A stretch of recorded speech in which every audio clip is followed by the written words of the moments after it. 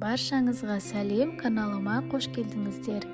Бүгін сіздерге денсаулыққа өте пайдалы, қан азықты көтеретін, дәрумендерге толы, витаминдерден тұратын салат дайындап көрсететін боламын. Ең әуелі бізге керегі қызылша, кішіміш, грек жаңғағы және гранат. Барлық құрамдарын описаниеге жазып қалдырамын. Ең әуелі грек жаңғағымызды турап аламыз. Уақтап. Видеоны міндетті түрде соңына дейін көріңіздер. Және қызылшамызды пісіріп аламыз. Дайындап, суытып, теркіден өткізіп аламыз. Кез келген теркімен өткізуге болады. Үстіне кішімішімізді саламыз.